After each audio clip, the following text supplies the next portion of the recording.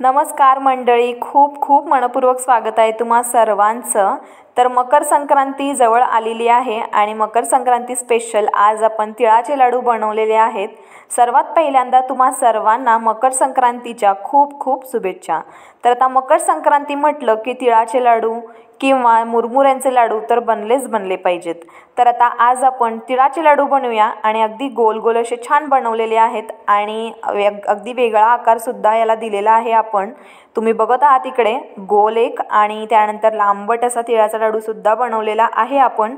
तर आता तिळाचे लाडू बनवताना ना पाक कसा बनवायचा किंवा पाक बिघडला तर काय करायचं हे सर्व माहिती मी तुम्हाला या व्हिडिओमध्ये देणार आहे। तर आता सर्वात पहिल्यांदा काय करायचं, तीळ घ्यायचे। तर आता इकडे मी पाव किलो तीळ घेतलेले आहेत। तुम्ही अर्धा किलो किंवा 1 किलो तीळ सुद्धा घेऊ शकता, पण प्रमाण मात्र व्यवस्थित असलं पाहिजे।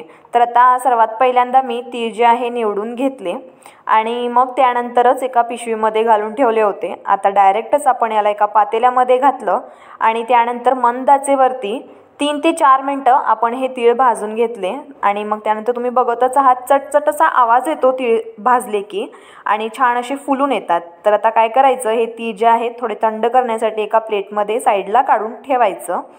तर मंडळी कसं आहे माहिती आहे का, पाकचे कोणतेही लाडू आपण बनवले ना की सर्वात पहिलं टेन्शन जे आहे ते हे असतं की पाक व्यवस्थित होईल का। पाकमध्ये बनवायला थोडी जरी इकडे तिकडे चूक झाली ना की लाडू व्यवस्थित वळता येत नाहीत। तर आता कसा पाक बनवायचा मी तुम्हाला संपूर्ण कृती दाखवणार आहे आणि त्यासोबत काही टिप्ससुद्धा सांगणार आहे। तर संपूर्ण व्हिडिओ बघत राहा। तर आता मी इकडे काय केले, पाव किलो तिळाचे लाडू आपण बनवणार आहोत ना, तर त्यासाठी मी इकडे 200 ग्राम गूळ घेतलेलं आहे। तर आता गूळ जे आहे आपण छान असं बारीक करून घ्यायचं, म्हणजे कसं चांगलं वितळायला इझी होईल। तर आता काय करायचं, गूळ आपण बारीक करून घेतले की त्यानंतर मग 1 वाटी शेंगासुद्धा घ्यायच्या। तिळाच्या लाडूमध्ये अशा थोड्या शेंगा घातलात ना की खायला मस्त लागतं। दाताखाली जेव्हा शेंगा येतील ना की अगदी चविष्ट लागतात लाडू हे। तर आता काय करायचं, शेंगासुद्धा आपण छान असे भाजून घ्यायचे आणि साईडला प्लेटमध्ये काढून ठेवायचं आणि मग त्यानंतर त्याच पातेल्यामध्ये आपण जे गूळ बारीक करून घेतलेलं होतं ते घालायचं। तर आता गूळ जे आहे चांगलं वितळण्यासाठी आपण इकडे 2 चमचे इतकं पाणी घातलं। हवं असल्यास तुम्ही थोडंसं 1 चमचा तूपसुद्धा घालू शकता। तर आता काय करायचं, गॅसचं फ्लेम बारीकच ठेवायचं आणि गूळ जे आहे छान वितळायला द्यायचं। तर आता थोड्याच उशिरानंतर तुम्ही बघाल आपला पाक जो आहे तो तयार होईल। तर आता कसं आहे माहिती आहे का, कसं ओळखायचं पाक तयार झाला आहे हे खूप महत्त्वाचं आहे। तर चला मग आपला पाक तयार झालेला आहे की नाही चेक करूया। तर त्यासाठी मी इकडे कटोऱ्यामध्ये थोडंसं पाणी घेतलं आणि त्यामध्ये थोडासा पाक घातला। तर तुम्ही बघितलात की पाक असा थोडा पसरलेला होता आणि अगदी जिगट झाला नव्हता। तर अजून आमचा पाक तयार झालेला नाही आहे।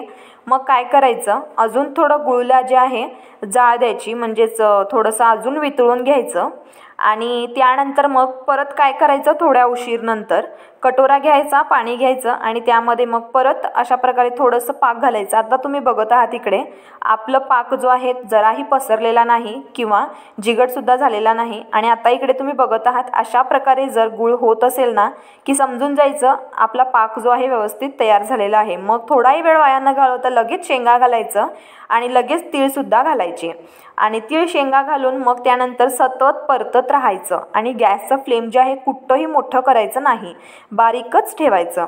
तर आता अशा पद्धतीने आपण आरतून परतून घेऊया आणि पाकला जे आहे थोडंही थंड व्हायला द्यायचं नाही बरं का, नाहीतर लाडू जे आहे चांगले वळता येणार नाहीत त्यासाठी।